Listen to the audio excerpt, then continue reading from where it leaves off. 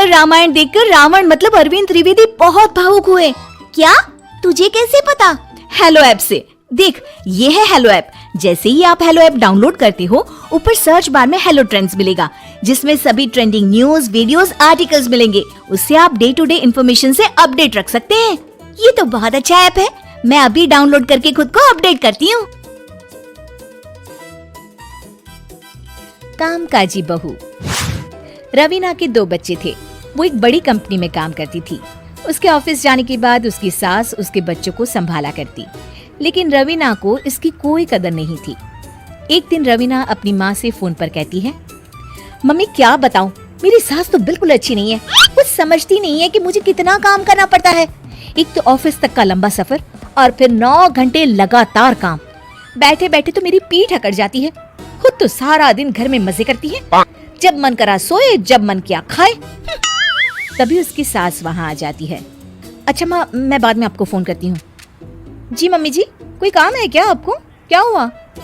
रवीना बहू, सारा दिन तो तू ऑफिस के मजे लेती है, लेकिन यहाँ ये बच्चे मुझे आराम भी नहीं करने देते।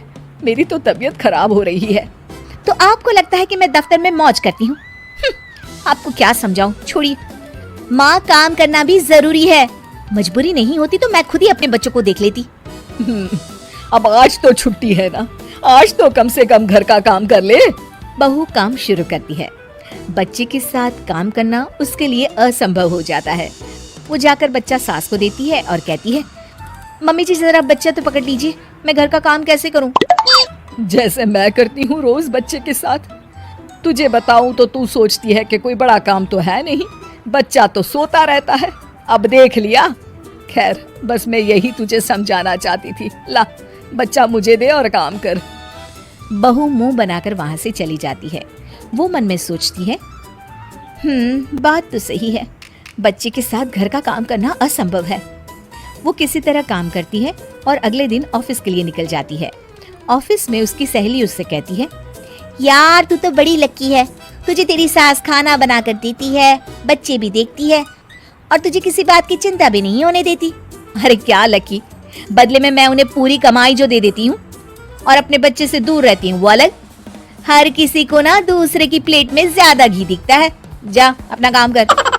अरे फिर भी ये तो है, यहाँ हमारे बच्चे को मैं क्रैश में छोड़ती हूँ, हर पल डर लगा रहता है कि क्या कर रहा होगा। खैर चल, मुझे क्या। बहू घर आती है तो देखती है कि उसकी सास उसके बच्चे को बड़े ही प्यार से खिला रही होती है।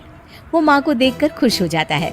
बहू मन में सोचती है कि बात तो सही है, सासू माँ सारा दिन काम करती है, मैं ऑफिस से आकर भी काम नहीं करती हूँ। वो सास के पास जाती है और कहती है, माँ जी थक गई आप?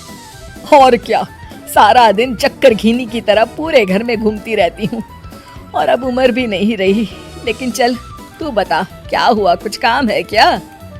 बहू कुछ नहीं कहती, मुस्कुराकर वहाँ से चली जाती है। लेकिन अगले दिन सुबह सुबह बहू सास से पहले उठकर उन्हें चाय देती है। अरे आज सूरज कहाँ से उगा है, तू पहले उठ गई? चल अच्छा किया, मरने से पहले तेरे हाथ की चाय तो पी ली। चलो अब चलकर किचन में लगूं। माँ जी, आपको आज से काम करने की जरूरत नहीं है। काम करने की जरूरत नहीं है मतलब? क्या तू करेगी आज से सारा काम? इतने अच्छे तो हमारे नसीब नहीं है भाई। नहीं माँ जी, मैं नहीं करूँगी, ना ही आप करेंगी, बल्कि ये करेगी। तभी वहाँ एक काम वाली बाई आ जाती है।